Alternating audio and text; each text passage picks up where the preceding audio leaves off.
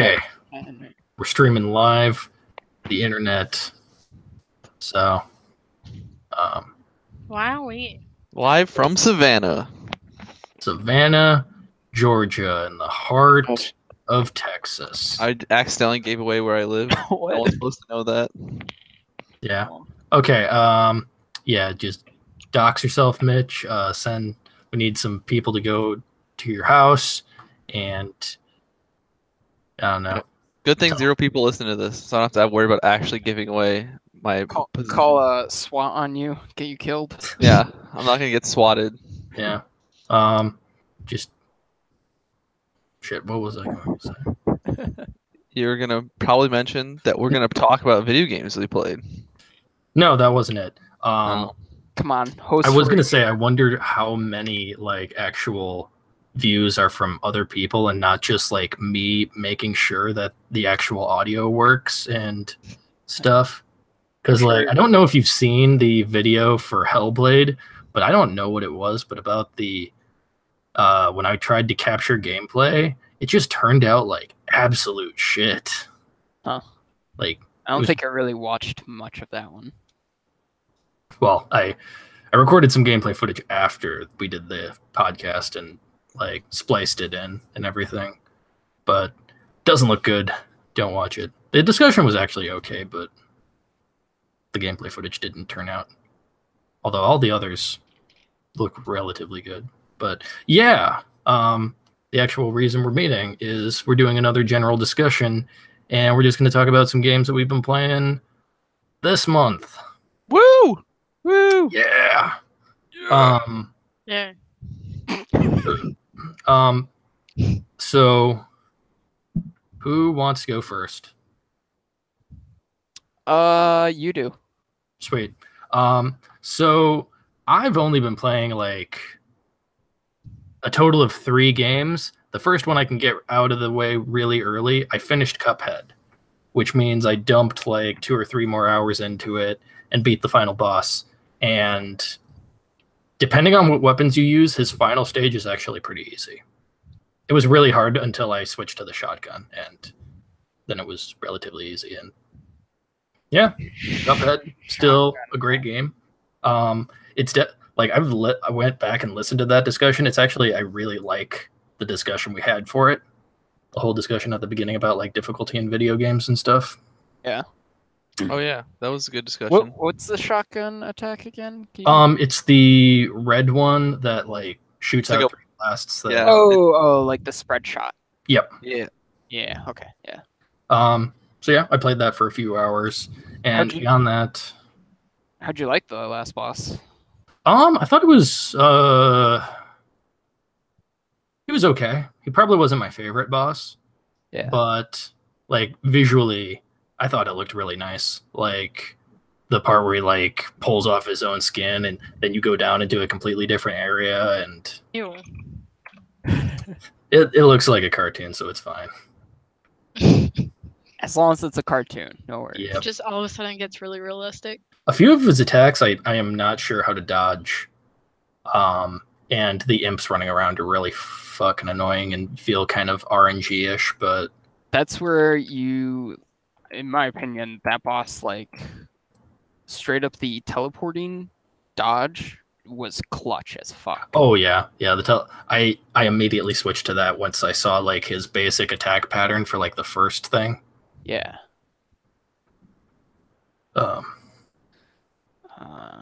Trying to look up stuff right now about it because I'm kind of forgetting some of the stuff. I remember using the like charge shot a lot because in one of his phases you can like nuke through it super fast and like build up a ton of charges and then just use the super for the charge shot, which is like a nuclear bomb. Yeah, I really liked the spread shot, especially on his last phase where he's like sending a bunch of birds and stuff at you, because the spread shot can both like you can attack him and also destroy like anything he throws at you, and it's all really like close quarters. Yeah. So like as soon as I switched to that weapon, that whole stage became a lot easier. Yeah, I think I was also using coffee, which slowly regenerates your like power ability. Yeah. And just Yeah, relying so much on my special ability. Yeah, your super allows you to like Yeah. burst through him like really quickly. Like I think I used about 3 supers during the fight, like 1 on each stage. Yeah, I remember using at least 4 or so. Oh, gee. In that game, I definitely enjoyed the boss before him way more. What was It the was best definitely one? He's the dice dude yeah, King Dice, that you talk to most of the time about the devil's deal and whatnot. who has the best theme song in the game. Yeah. It's a really good one. Did you guys know that there's like a collector's edition vinyl for those things? Oh yeah, I bet. It's huge, and it's like $200, I think. Yeah. Like if I had like a stupid amount of money, I feel like I would just become a hipster and collect those, because there have been a couple other games that have had vinyl sets that I really wanted to get, like the Hotline Miami one. Oh, yeah. Just the art on it was just amazing, and I'm like, you know what? I don't even like vinyl records, but I'd totally buy that. I like that video games, like the indie ones, are coming out with vinyl sets for their own soundtracks and stuff. Yeah, they're pretty cool. Yep. It's just like a nice additional thing that you could get if you're interested. Yeah, definitely. But yeah, I played that for a few hours, and beyond that, I played like 2 other games. Like I played the Dark Souls remastered. I didn't play all the way through it. Obviously, I just got to the depths, murdered the Capra Demon. But Nick, you were taking me to task a little bit about getting the remastered. I'm just amazed. Anyone who already has Dark Souls, at least on PC, would buy it because it's just a glorified patch.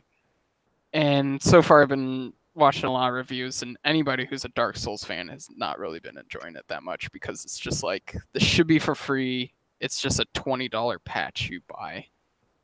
And it's, once you buy it, you can't like use any of the mods that people have made for it. And it literally already looks like DS Fix mod put on it. I'd say the only good qualities about it is the increased PvP. There is a lot of PvP. And, well, yeah, because I'm sure a shitload of people bought it. I've actually seen like people doing Gravelord Covenant stuff, which never saw in that before. But yeah, and then also the 60 frames per second is another good additive. But I think there's a mod out for that anyways, so it doesn't really fucking matter. yeah, and I can understand why you wouldn't like that if you were really into like the whole modding scene, but I never really was, and I was just like, oh yeah, it's a $20 patch.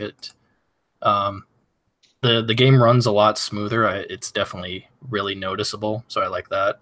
I did have some frame rate issues that I didn't actually even notice in like the first time I played through it, like on the gargoyles, if they spewed like a lot of fire at the same time, there was definitely noticeable frame rate drops.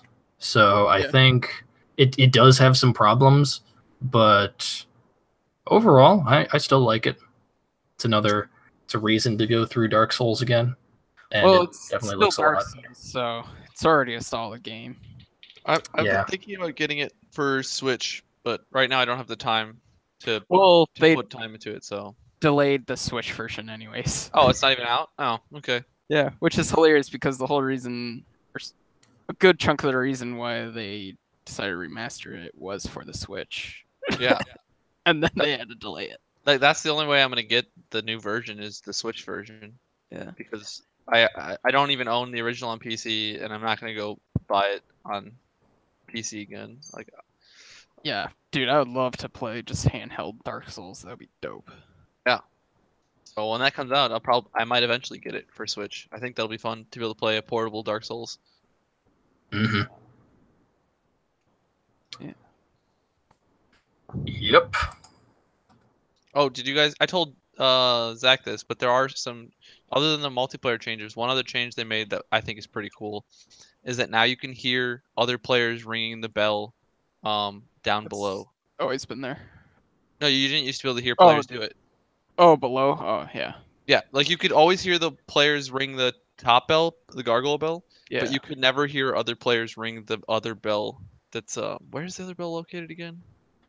Blighttown. Blighttown. Yeah, just beyond. Yeah, while I was going through the undead church, I heard that bell ringing so much. And I don't know. It's an interesting experience to be like, this game is like a really old game, but it feels like alive again. That's one reason I might want to get Dark Souls on Switch as soon as it comes out, because it'd be fun to play it when there's an actively large community playing the game.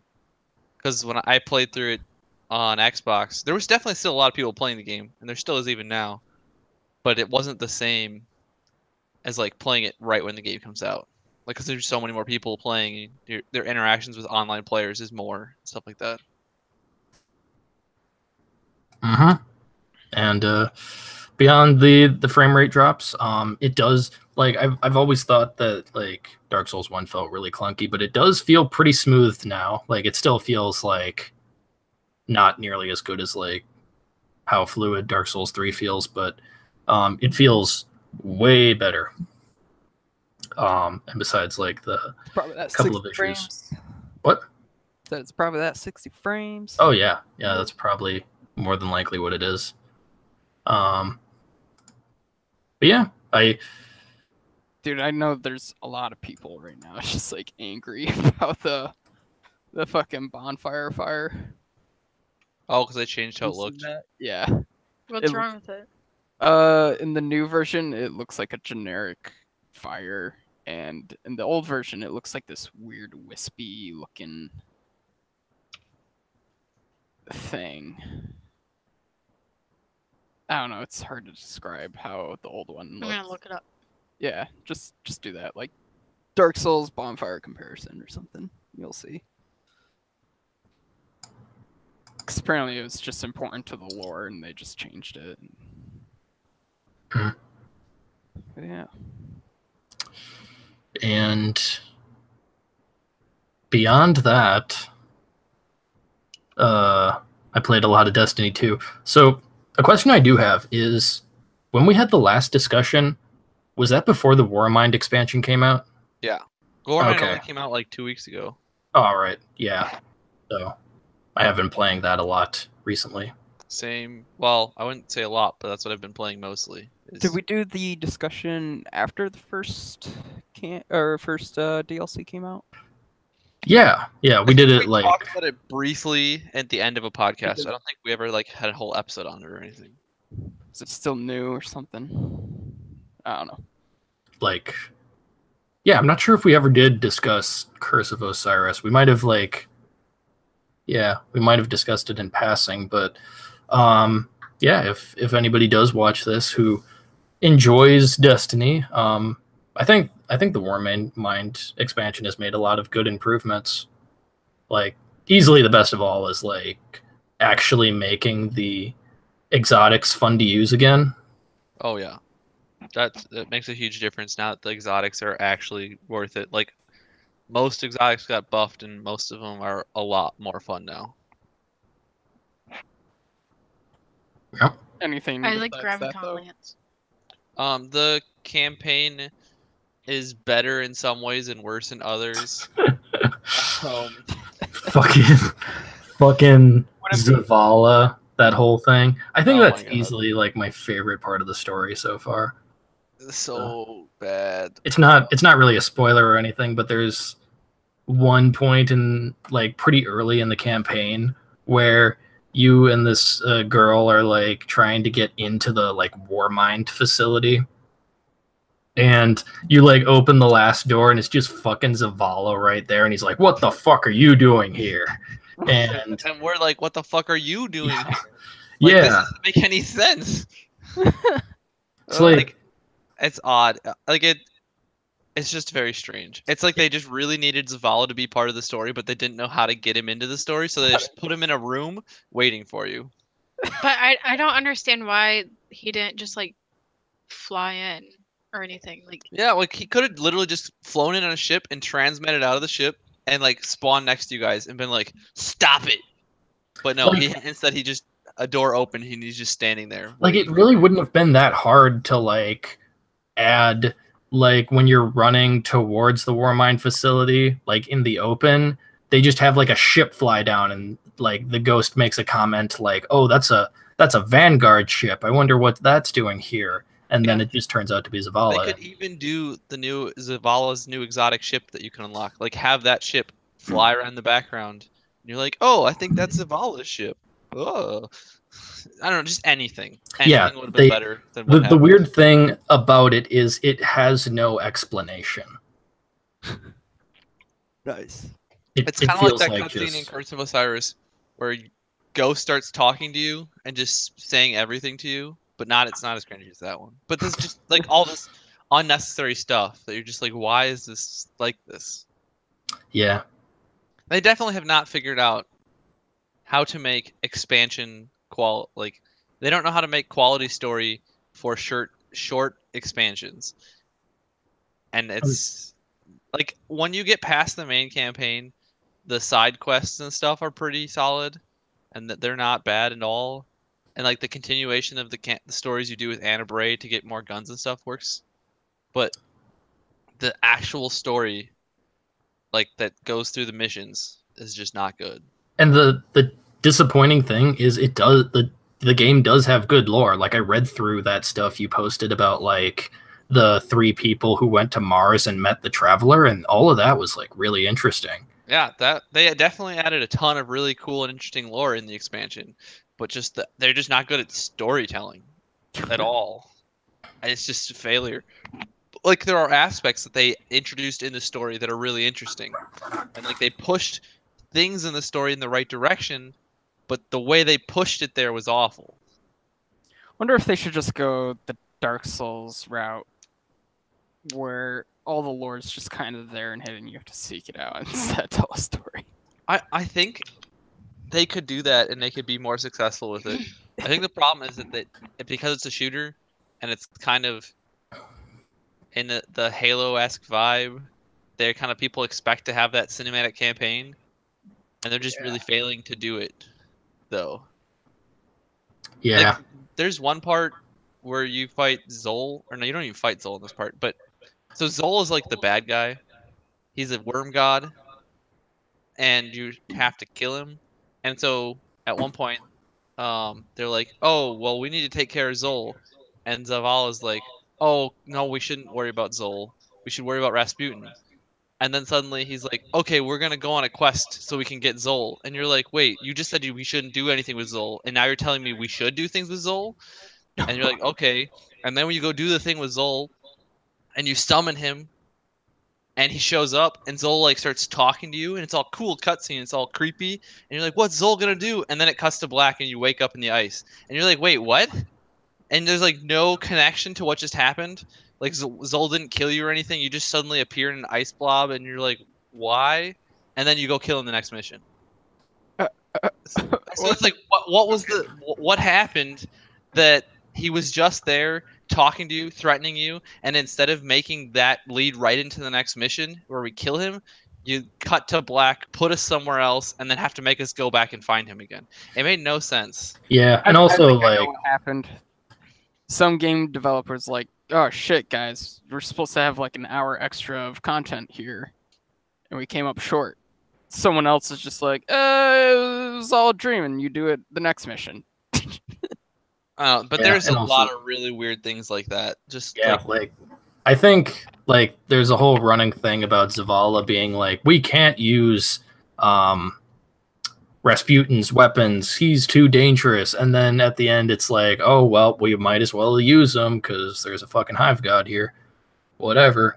And I don't know, it just feels really forced, like, hey, we need some conflict in this story, so just make Zavala say no, we can't use his weapons.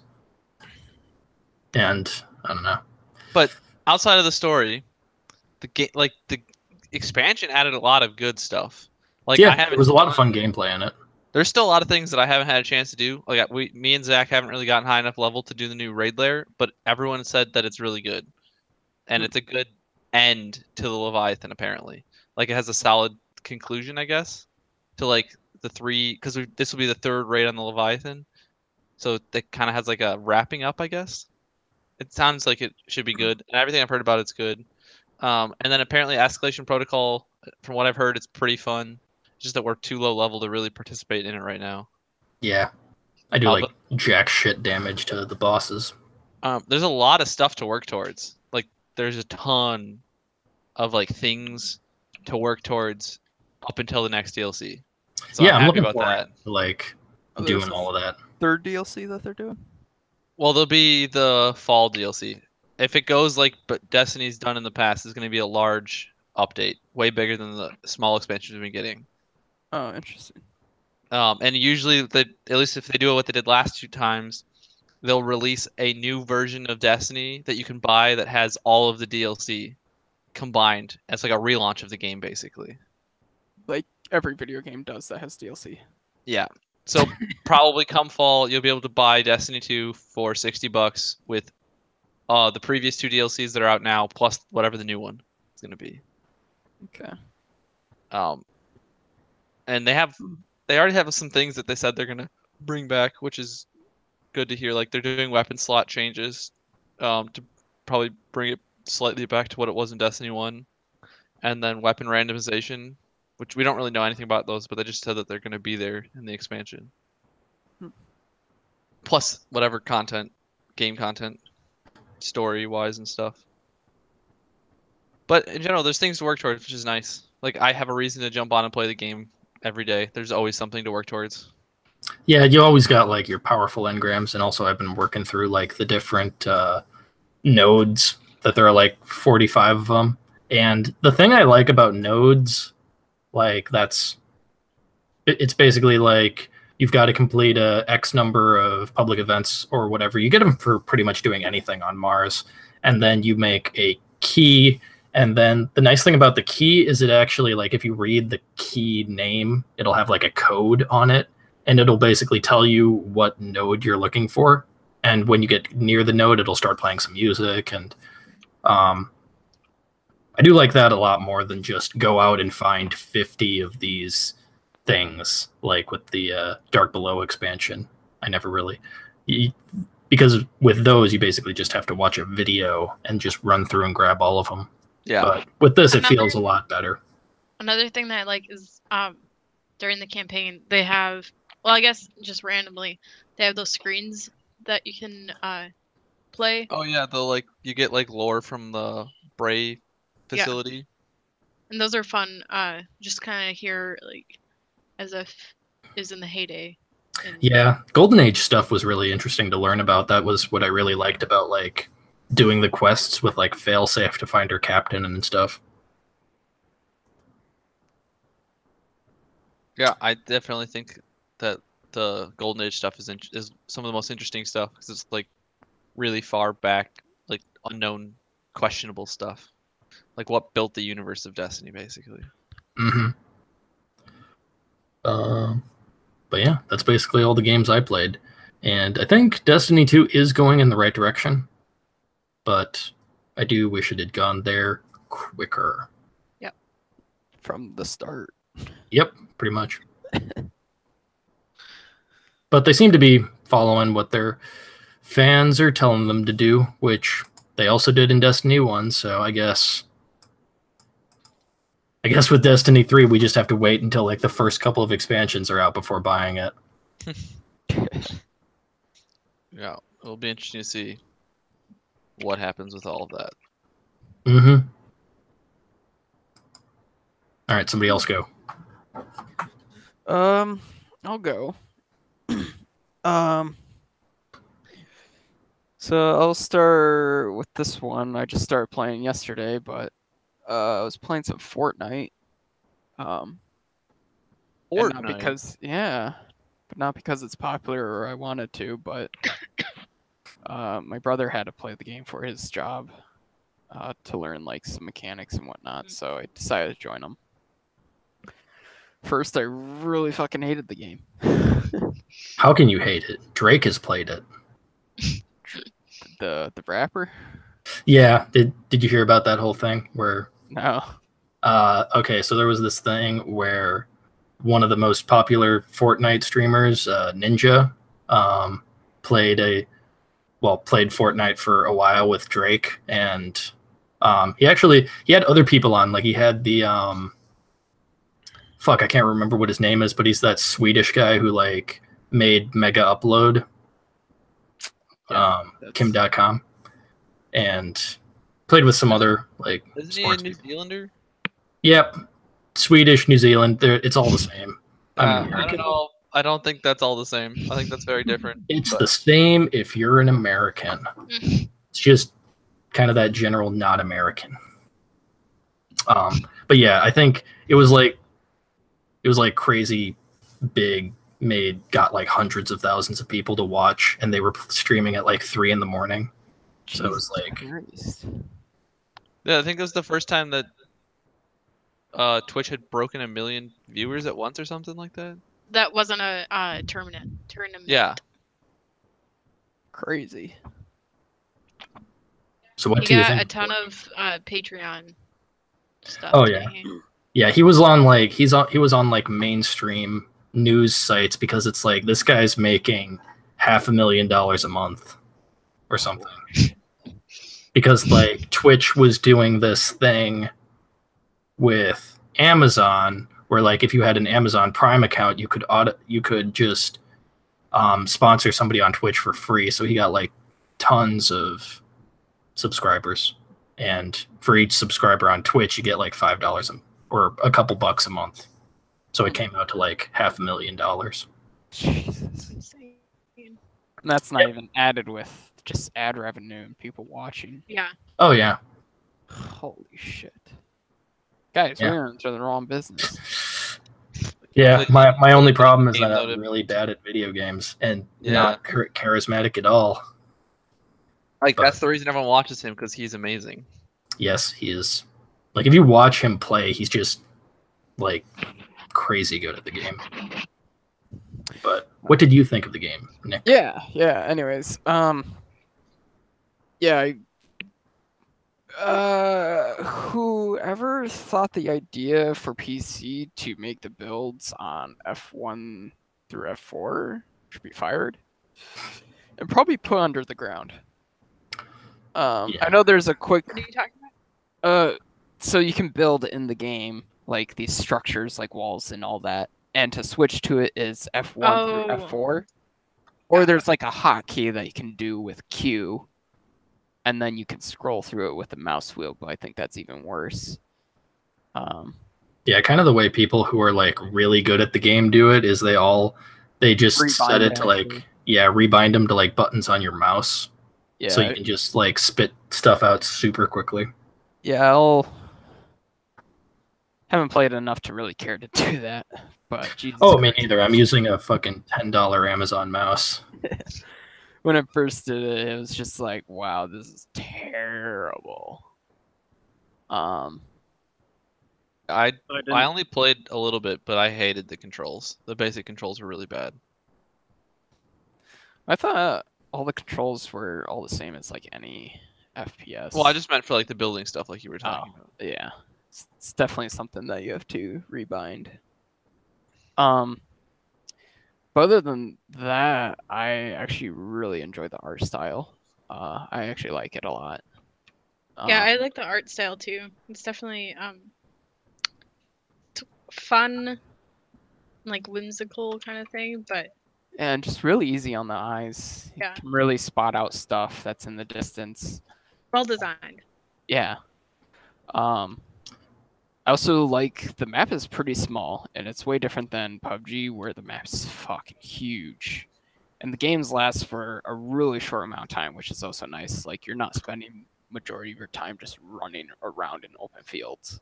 Yeah, I think that's a big bonus. And also with the art style is like the map. walk through. Yeah. Every like location has its own like theme, like, and unique stuff, and Like it's got a drive-in movie theater that looks pretty nice, and it's also got Tomato Town, which has a giant tomato restaurant thing. A junk town. Yeah. And it's also even got like its own lore that they've kind of been going through with the most recent updates. Like there was like for a while there was just this meteor in the sky and it would like move around. And just with the most recent update, like the meteor crashed in the middle and there's like this government base like set up around it. And there's also just chunks of meteor all over the place. And if you like use a chunk of the meteor, it increases like your jump height and reduces gravity and stuff, and that's pretty fun. Yeah. So and they can really afford to do that because their art style isn't so serious, unlike PUBG, where it's trying to be realistic. So they're trying to make everything realistic. Where this game, they can just like do shit like that. Too. Yeah. Oh yeah, definitely. It's very stylized, just like Team Fortress or something. Some other things that I don't like about it is like I don't like some of the gun mechanics. I really don't like that third person large reticle that you just like press the shoot button and somewhere in that circle a bullet will land. Could easily miss the person, could easily hit them. Yeah, depending on what gun you're using, long range, they are just you can't be accurate. It's like, a lot more luck-based than skill-based. Yeah, you definitely need certain kinds of guns if you're going to play certain, like, distance games. Like, if you're going to play long range, you can't use, like, I don't know. Like, even an assault rifle will be pretty inaccurate, even if you're just, like, shooting once. Yeah, you definitely, like, need a gun that actually has a scope on it or something that can go down to a single reticle. What else? I still feel like it has sort of the same problem PUBG has, where after the first circle, there's already like 20, 30 people. Like it goes from 100 to that in the first couple minutes. Oh yeah, it goes down very quickly because it's a smaller map and you have a lot more fighting early game, which I kind of like actually. Yeah. You can't really hide and get loot, which I think was something I really didn't like about PUBG, because in PUBG you could pretty easily just go somewhere without anybody and just spend like the first 30 minutes looting. Or 20 minutes. Oh god. Uh-oh, he's dying. All right. The beer just went down the wrong throat. The wrong throat? Yep. I have two throats, two different stomachs for beer and food. Oh, interesting. Yeah, I was definitely gonna say it definitely works more in the favor for Fortnite than PUBG, because the map is so much bigger. So yeah, you definitely spend more time just running around, never running into anybody. And there's so much more empty fields in PUBG than Fortnite. Like, you're never more than like 100 meters away from like another building. Like, even if it's not between like not in a town or something, there will be at least like some shed or structure, just one single building there that like keeps your interest, which is nice. And that other people can also go to. And then yeah, one other thing is just I really don't like how battles play out, or how fighting plays out, really. Like, as soon as you shoot someone, all just instant tower fortress. Mm-hmm. And it just like really kills it, because like you can never really be sneaky on people unless you're like super close and get like a one-shot shotgun kill, or if you like headshot someone with a sniper rifle. It can be just super frustrating. Then you're just shooting at a goddamn wall for like the next fucking minute. I still just have a hard time transitioning in between like building and trying to build my own goddamn walls and trying to switch back to guns to shoot them. It's just like ugh. Just rather Yeah, focus more. What was that? There's a lot of multitasking. Yeah. Yeah, so rather have it a bit more. I definitely love the building aspect, like when there's not combat happening, because like you can do a lot of interesting stuff with that. Like cross a broken bridge or go up on like a second on the roof of buildings or something like that, which is super cool. But beyond that, it's just like annoying. But yeah, that's my experience so far for just 2 days of playing it. Probably around 10 games, so have a lot of opinions for it for barely playing. I feel like it's the kind of game you have an opinion of pretty quickly. Yeah, definitely. I developed a lot of opinions on just the first match. Because I know I only played like maybe 4 or 5 games, and after that I was just like, this is not for me. Like I don't hate the game, but it's just not my game. Yeah. Yeah, I don't see myself playing this a whole lot. Just with my brother until he finally gets a good grip of it. Or unless he actually likes it, then I'll just play it just to play with him. It's really good that it is only a free to play. Yeah, that is really nice. And anyone can play it with each other, and it's just easy. Even on mobile. Oh yeah. Yeah, I don't know how you could play that. I don't know how people can stomach doing that. Oh god. People who like suffering. Yeah. Like I feel like if I caught somebody I know doing that, I'd just be like, okay, you have a nice life. Just never talk to them again. They're definitely one of those people who's most likely are interested in dominatrix. But yeah, the other game that I've been recently playing though is I actually recently built a new computer. Computer building simulator? No. I'm building up for the next game, but yeah, I built a new computer, all new parts, and like upgrade it as much as I can, except for the graphics card. It's 1060 because if I bought the 1080, that would be $300 more, and I was like, fuck that. Like I'm already spending slightly over 300 for just the 1060. Goddamn Bitcoin miners. I don't know, fuck them. Yeah, my RAM alone was 150. That was stupid. I can't believe how fucking. I know. I expensive just RAM upgraded is my RAM. nowadays. It's crazy how expensive RAM is now. Yeah, I actually upgraded my RAM like a couple of years ago, and it was actually pretty cheap. It was like, well, it was a deal Ronnie showed me, and it was like a deal for like 2 sticks of 8 gig for like $60. Yeah, I paid nearly 3 times that for my 16 gigs. Yeah. Goddamn Bitcoin miners. Just jacking up the GPU and RAM. It's so sad. Yeah.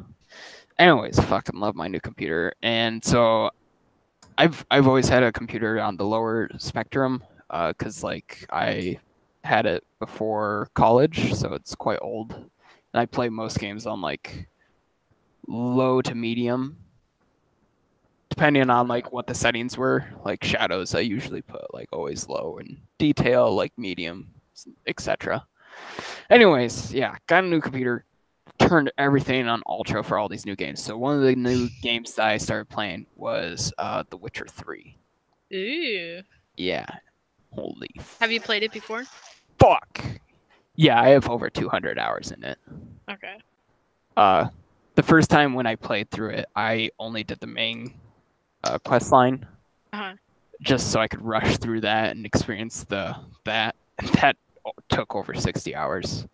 And then I played it again, but did all the side shit, including the DLC, because they came out by that time. So now I get to replay it all on ultra graphics, and Jesus Christ, am I loving it. It's a beautiful game. Yeah, if you like death and despair and all that. I love it because like one of the options in the game is like turning up the NPC count. So I get to turn that really high, so like the world actually feels like it's alive and full. Mhm. But also at the same time a lot more sad because like you're in the middle of like this war zone.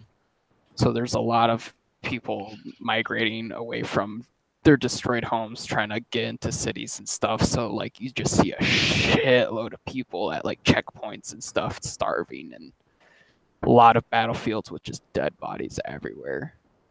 And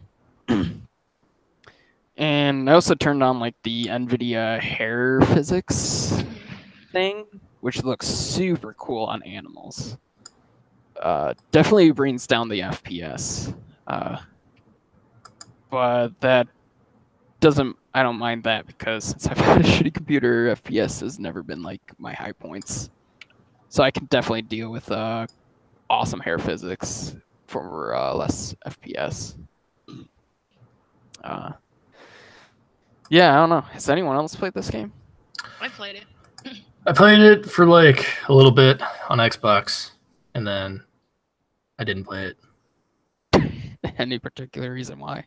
Yeah, I got the game like the summer that I started working at ID Tech, and it was like 80 hours a week, like literally no time to play it. And then afterwards, I just never really got around to playing it because, you know, it was at college and it's just such a big time commitment that I was just always like, no, I'll just play Dota or something that I didn't think would be a big time commitment.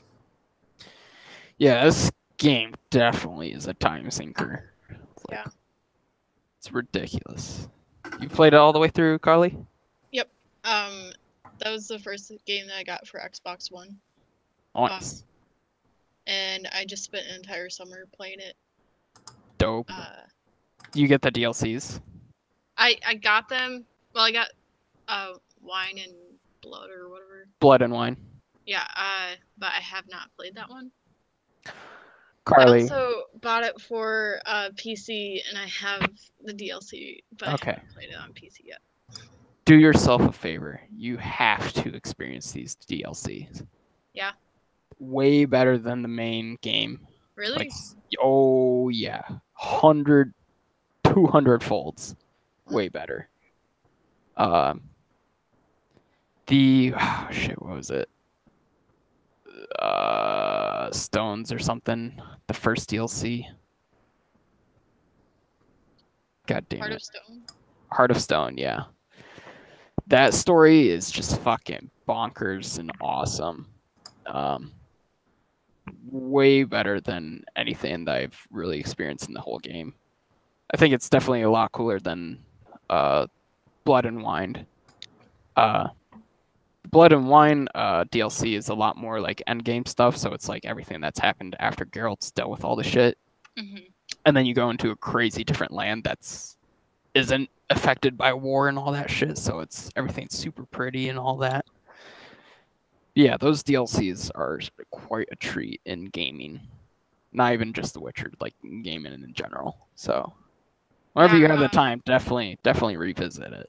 One of the nice things is that you can just do a pre-built kind of thing. Oh yeah, just to straightly go into the DLC. Yeah. Yeah, just do that then.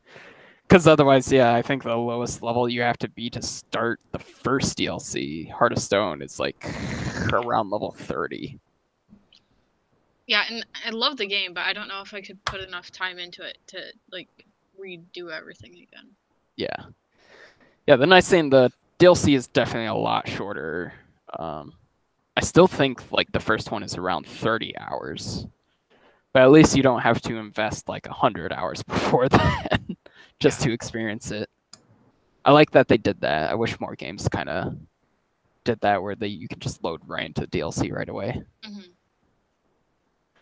But yeah, just been replaying that game and doing a different build and just fucking enjoying it. Definitely one of my most favorite games that I've ever played. That's one of those games that everyone says is amazing, and that I constantly feel like I should play, but yet I never have, and I continually put it off because I'm scared of committing time to it. I feel like eventually I will buy it for PC and play it, but I just don't use my Xbox very much anymore. Like, same thing with Overwatch. I haven't played Overwatch because I had like a bad experience with it at the beginning. Well, basically just I didn't have, well, it just didn't work on my Xbox until like a couple months after it came out, and I just never really got into it. But I'm also just like a huge Witcher fan. Like I have the books. Played You've read all the books before? not all of them. Sadly, not all of them are translated yet. Only like the first 3 or so. And I don't think I've read the third one yet. And I hope then the Netflix series is good. yeah, that'll be interesting.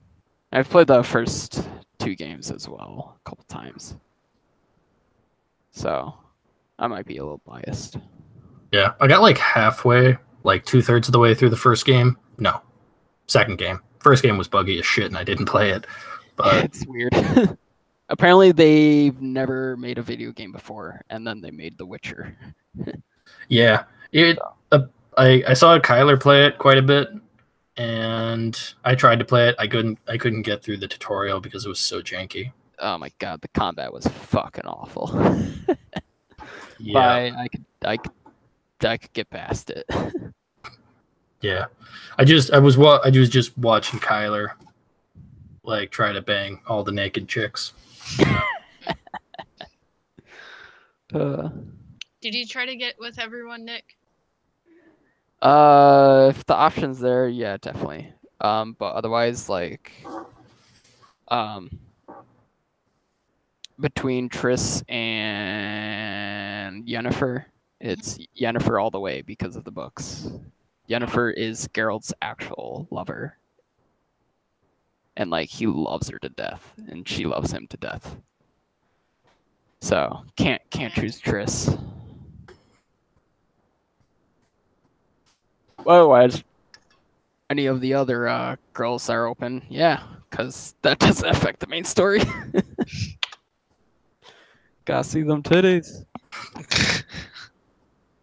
I think right now I'm at the Kira part. I'm about to help her, so I'll have her wonderful She's sex the scene. medical person, right? Yeah, she's like called the witch by the local people. And she's like, well, whatever, I'll help them out just to hide the white-haired witch. But yeah, that's what I've been up to. All right. I have played Layers of Fear. Tell us about Layers of Fear. I got it through a Humble Bundle, and it was on my wish list for a while, and I just realized that I got it through a Humble Bundle, so from like months ago. So it's kind of like a puzzle / walking simulator sort of thing. If you don't like jump scares or anything kind of creepy, I would not recommend this game. But if you like creepy stories and horror movies and stuff, then I would recommend it. I'm a fan of neither.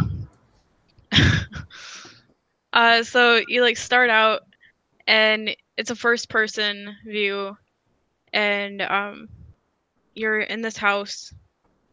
You just like start in the entryway, and then you go and try to explore you explore this mansion house kind of thing, and it's kind of like a fever dream type of thing where it's like you go through a door and then it brings you into like a different space than you thought you would be in.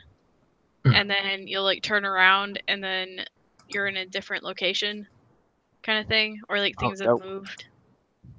or like paintings come alive kind of thing, and it's a very psychological kind of thriller type of thing, and you're trying to like piece together what happened in the house. There's a ton of notes just randomly like across everywhere. You can open up drawers, you can search everything, and it says that anything that you do affects the gameplay. So any doors that you open, any doors that you close, or anything like that will cause different endings. I think there's 3 different endings. But there's a lot of stuff to collect and learn about the game. Do you ever actually get like chased by monsters like Outlast or Amnesia: The Dark Descent? Anything like that? The only monster would be this woman that is their character's wife. And she's like dead, I guess. And her ghost kind of like is possessed or something like that. And she's like, I don't know how much I should go into it. Does she do a lot of jump scares at you? You can usually tell when it's gonna happen. Okay. You know, like you know when something's gonna be like coming out. Something's, yeah. Because whenever she's around, there's like environmental, like goo kind of stuff. So once you see that, then you know, like, oh, well, I should probably watch out because this lady's here. So the premise of the story, I guess this goes into spoilers, but I doubt anyone's gonna be playing this. So, you're a painter, and you are, like, you used to be a super great painter and everything, and then, something happened. You got, like, the industry, turned on you. You didn't produce anything good anymore. You're no longer, like, the master that you once were. You're basically Bungie. It's like constantly like trying to recreate a painting that can bring you back up to the level that you were at. So Bungie, yeah. And so you're going through your house, because this is your house that you find out at the end. And your wife, she died in a fire, I think. No, she got burnt in a fire. I didn't really understand that part. But you Carly, no longer... that's the same thing. No, she got burnt. She didn't die. Oh, okay. So like half of her face was like messed up, and then she was no longer the person that you loved because she was like messed up, and then her personality changed, and then you became a drunk, and then like everything just went downhill kind of thing. And so I think in this game it's like you're constantly drunk and you can't like understand what's happening in the house because you're just like completely intoxicated. Does it have that whole wobbly effect? Not really, but it's just more of like the visuals, like their interpretation of someone being an alcoholic, just like wandering around trying to. Oh, okay. And he like seems like he's depressed and blah blah. But one of the weirdest parts of it is it's kind of broken up into chapters, and there's 6 chapters, and at the end of each chapter you pick up one item for your final painting, and you bring it back to your studio and you paint with it, and every little thing that you pick up is like creepy. Like there's a whole story about why you picked it up or something. Like the first one was a finger, your finger. Okay. It's gonna be Like- like, is it her hand? Like Pretty close. there's a story about like you chopped off your finger and then you're like painting with it because you needed like some of your essence in the painting or something. And then the second one was like flesh from your face, and they talk about like that you drank enough whiskey not to feel it, while it's just like I don't know, it's just messed up. I think it's a good game to play because I feel like you should really incorporate this in your masters. Just cut a finger off, 3D model it. off. Yeah. Sounds I like think- a good plan. I think Van Gogh was ahead of his time. I think this is the future of art. Yeah, definitely. Let me look up this thing real quick. Well, this sounds like an interesting game. It Yeah, it's definitely was. It's got Like- very positive reviews on Steam. Like, I do like horror games, but I'm also a bitch at the same time. Yeah, I'm a huge coward. Like, for I I was was watching like, The Office the entire time I was playing this. Because I'm like, I'm gonna die if I don't have anything like to counteract this.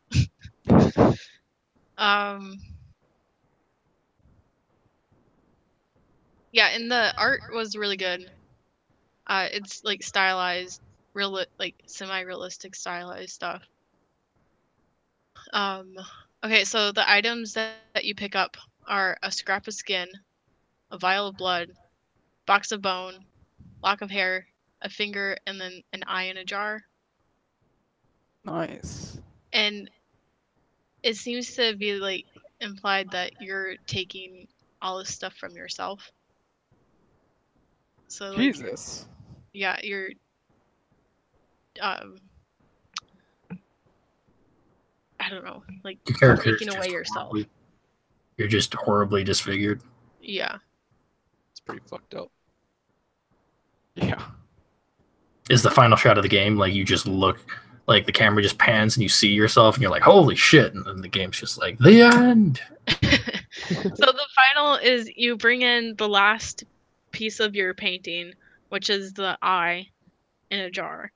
And you start painting it and you're like, "Oh my god, it's the best thing I've ever created." And then it starts to like slowly not come out how you wanted it to be, like cuz you're painting your wife, I guess. And then because she's disfigured, you can't like paint her beautifully anymore or something like that. And then so it looks like it's gonna be beautiful, and then it doesn't happen like that. And then you're just like, no, like I thought this would work. I thought I would finally get it this time, kind of thing. And then you chuck it into a room that has like 30 different copies of the same painting. So it's like you're in this loop of Just recreating doing the this over and over and over again.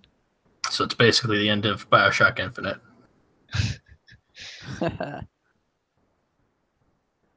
Oh yeah, that's fucked up. Yeah. So yeah, it's a very interesting game. It's very creepy. Like I don't know, it's good. Sounds You're interesting. interested Yeah. in it. I turned down a lot of the volume and music because I didn't want to like get too freaked out. Boo. Yeah.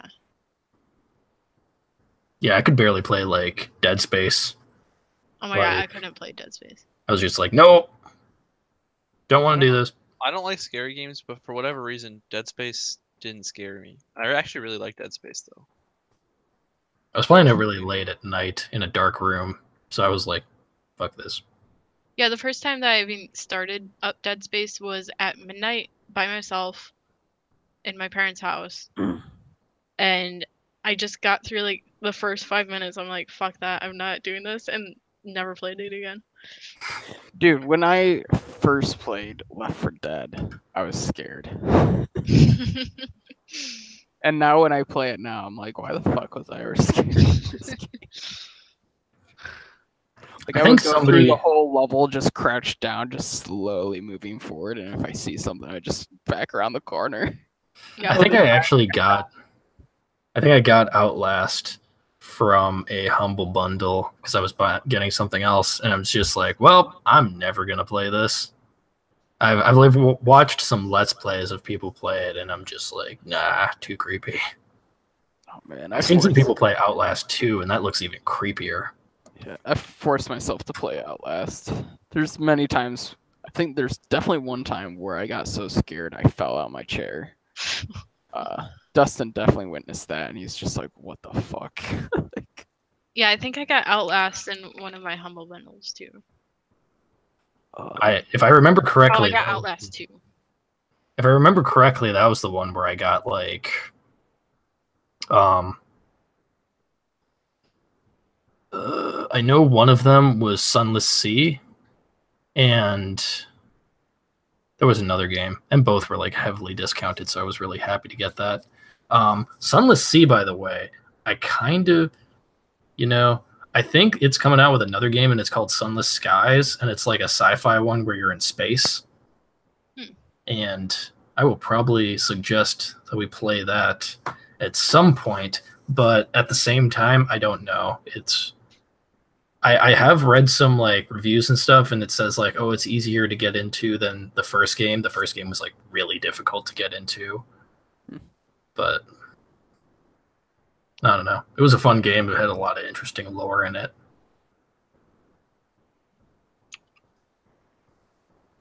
wow.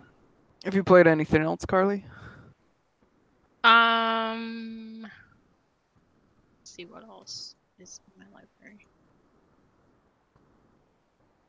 No. No. How about you, Mitch?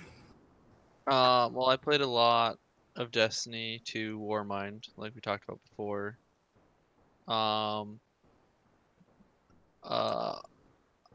played a few local co-op games recently that were pretty fun.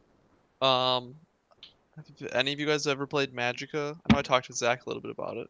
Yep. Yep. So I never played Magicka before until like 3 or 4 days ago. Oh It's wow. How'd you like it?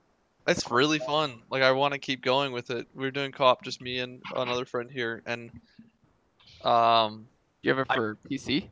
yeah, Nice. we were playing it with we were still local co-op on controllers. I don't like the controller layout. Like, choosing spells with the controller stick is irritating. But in general, the concept of building spells and like all this stacking of different styles of spells is so cool. There's so much depth to the spell creation. I really like it. It's a lot of fun. Have you tried it yet with just keyboard and mouse? Because I think keyboard not. spell combinations are super dead simple and fast. I'm sure that it's probably way faster in keyboard and mouse, but because we've been playing co-op, we've always been using controllers. But I'm sure if I played it on keyboard and mouse, I'd actually like it more, because the only reason that I'm put off is because of the controller layout. I suck and I fuck up my spells all the time, and then I get really irritated. If I could do it more consistently and faster, I'd like the game even more. But as a really interesting concept, is there a second one? I think so. I don't know. I swear there is. I remember Graham saying something about like a game that was coming out that seems kind of like Magicka that looks pretty interesting, but I can't remember what it was called. I know, but it's a really cool concept, and I'm surprised I've never played it before. Yeah, if I remember correctly, I thought it had a very charming, interesting sense of humor because it made it like it makes fun of video games, doesn't it? Like the first thing that like happens in the quest is like you see somebody with like a yellow exclamation point over their head, and it's like, oh man, it's a good thing you showed up. I got this weird thing floating above my head. No, I don't remember that, but I know I I think do. of a different game. the humor is funny in the game. Like it's got solid humor from what I've seen so far. Like I have no interest in the story at all, but I do like some of the characters and dialogue. Yeah, as far as I remember, it's not even really much of the story. It's just more for co-op play and Yeah, fuck but around. they like Vlad. I think Vlad's like the vampire. Oh yeah. I remember there's one part just recently where you see him land and he just walks up and he's just like sucking the blood out of somebody, and then as soon as you show up, he just chucks the body off a cliff. He's like, "Oh, I wasn't doing anything," just like all the humor around that was funny. And just in general, it's fun. It's also kind of hard. It's a hard game, but I like Yeah. that. To answer your question real quick, there is a second game. It came out 2015. Okay. Um, Oh, but there's DLC I've not for the played first game too. that one yet.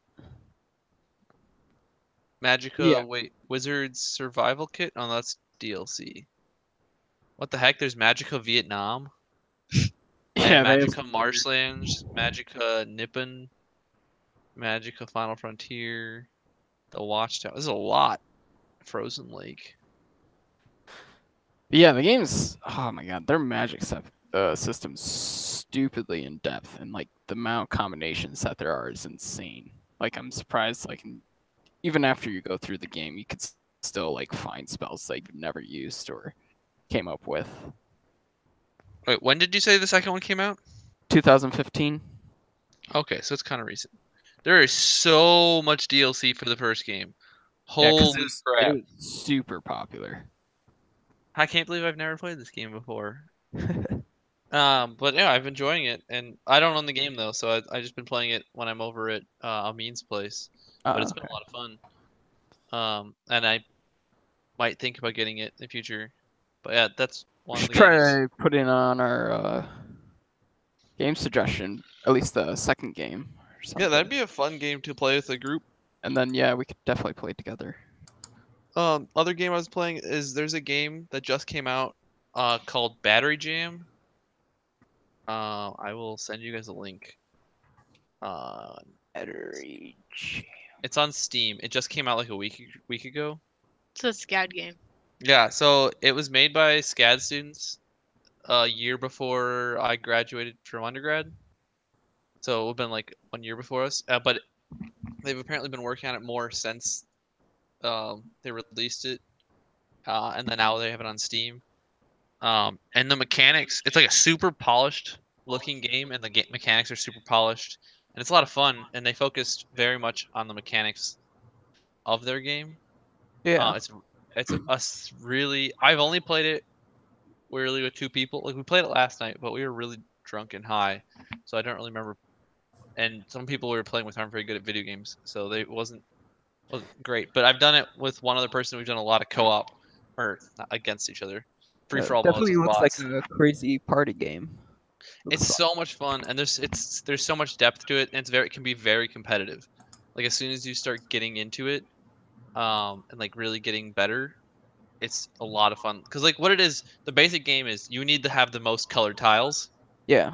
But once all the tiles are collected and covered, like you can walk over the tile once when they're gray, and then they become yours. But once they're all colored, you can't convert them anymore. What you can do is you have an ability to basically if you kill other players, the area around the player that you killed changes to your color. Okay. So it's kind of like you're trying to use combat to gain color across the board, and there's a few different ways to change tiles to your color. Like if you kill so there's those cubes. I don't know if you guys are looking at the game right now. I'm looking at a ton of pictures. So there's those cubes. Those are explosive cubes. The red cubes? Yeah. If you Okay. kill someone with a cube, like you smash them with a cube, because you can like shoot the cubes because you have a gun. And so if you shoot a cube and it smashes somebody, then the cube turns to your color. And then when the cube blows up, instead of blowing up the map and leaving lava pits, it turns into your colored tiles. Okay. Yeah, it looks really fun. There's a lot, like I said, there's a lot of depth to it, and there's a bunch of customization options, and it's very, very fun. Looks like a great game to play drunk. Is it co-op only? Yeah, they only have local co-op, sadly. If they had online multiplayer, I would suggest all of you get it so we can play it. But sadly, they don't. So Fucking. next time you guys come visit, we'll have to play. We'll be in grads. No, next time you are going to visit us.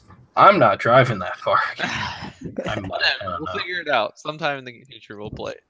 Yeah. But You guys it's need a to lot of- graduate so you can come back to the Midwest. we probably won't end up going back to the Midwest after we graduate, though. We'll probably go wherever we get jobs. Yeah. Crazy son of a bitch. Being adults, who the fuck does that? So that's the 2 co-op games I was playing. And then the last game I've been playing is Metroid Prime from the GameCube. It came out in 2001? I gotta look it up quick. I don't remember. Oh shit. We're playing older games. Yeah, so my brother... 2002. November 17th, 2002. My brother came and visited like a week or 2 ago. And when he was here, he was bored. And he's like, oh, what games do you have? I'm like, well, I have most of our GameCube games here if you want to play any of those. He's like, oh, cool. Well, I'm going to play Metroid. So he started playing Metroid when he's here. And so I was just watching him play. And then once he left, I was like, well, he's not very far into his first playthrough. So I just continued his playthrough of the first game. And I've been going through it, and I'm close to the end now. And I'm probably just going to play through the whole trilogy because I forgot how fucking good Metroid Prime is. Like, honestly, Forget? Because you talk about Metroid all the time. I know I talk about it all the time, but like, it blows my mind how good it is going back to it. Like, I've always known how much I love it, but it's been such a long time since I've actually played through the game, and it's so fucking satisfying. It's such a good game, and I want everyone to play this game. Like, I honestly think that you guys could still get into it and play it because it's that good. There's so much depth, and there's so many abilities and scans, and visors, beams. Like, there's just so much stuff in there. I really want you guys to play it. I want everyone to play it. Don't they have like a release for it on the Switch? There's the Metroid Prime 4 was announced Yeah. to be coming for the Switch, and I really hope that they bring the original 3 games to the Switch as well. Like, They did that with Mega Man. They did that with all the games of Mega Man. because like you can get the Metroid Prime trilogy, which is all 3 games brought forward to play on the Wii. And when that came out, I have that, and that's awesome. But I really want them to do that again and bring the Metroid Prime trilogy onto the Switch because that would be fucking amazing. I want to be able to play at high resolution because the game is really fun, but playing at 480p sucks ass. Yeah. Because I think they will because they've been converting a lot of Wii games to the Switch. I really hope they do because it doesn't need upgraded textures or anything. It just needs a higher resolution to run at, and the game would be great. Like, if you could run the game as is at a high resolution, or just slightly upres the textures, like whatever the native textures are, go up to that. That's all I want. Like, I don't want them to remaster the graphics at all, other than just upping resolution. But it's such a good game. There's so much to do, and there's no other games really like it, and it makes me sad that I guess there's a new Metroid Prime coming out soon. Metroid Prime 4 eventually. Yeah. But I can't wait for more because I forgot how good the games are. I had something else I was gonna say about it, but I don't remember. Better hurry. Because I don't have much more to say. Yeah, I mean, yeah. And we gotta go beat Callus and finish the raid. Yeah, we do need to go kill Callus. No, I don't know. Leave it for another time, I guess. Yep. Yep. So yeah, next time we'll probably either be playing I'll give you the result right now. It is definitely Far Lone Sales. Oh, okay. I haven't voted yet, but Oh, you haven't? probably doesn't matter at this point. Even if you did, even if you voted for the other game, it would still lose. That's fine. I probably would have voted for Far Lone Sales. I think they both look really good, Yeah, they definitely. but I don't know. I'm cool with that. You're right. So yeah, next game is Far Lone Sales. I don't think I put the game and date of what we're doing in the description of the YouTube channel, but I keep forgetting to update it, so it's probably still like a couple discussions ago, like out of date.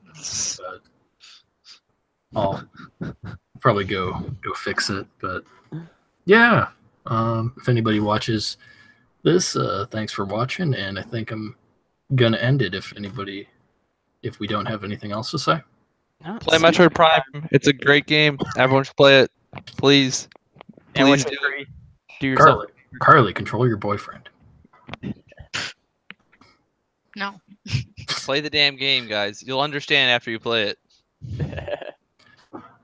Metroid Prime Corruption is the best Metroid game. I don't even care which is it. Well, We say I don't Metroid even. Corruption. Yeah, That's the third one. That's Yeah. it's good. It's a solid one. it's one of the only ones I've played, and I liked it. Well, if you Could be like the- that, you would definitely like the other ones because that one is more linear than the first two. Oh, all right. Oh, I remember what I was gonna say. So before I just remembered. So I was gonna say part of the reason that I think I like Dark Souls so much is because of Metroid Prime. Dark Souls pulls so many great elements from Metroid, like just the Metroid games in general, with all of its interconnected world and like zones, kind of with like the up and down elevators in Dark Souls. Like that's exactly how Metroid Prime is built, with all the elevator sections that connect everything together. And I just love the feeling of Metroid Prime 1 and Dark Souls and how they both have that very connected world where you feel like as you explore more, you have a better understanding of how everything is connected and it feels like a whole world instead of a linear adventure. Well, if you had to say one thing to sell me on Metroid Prime, that was probably it. But yeah, if that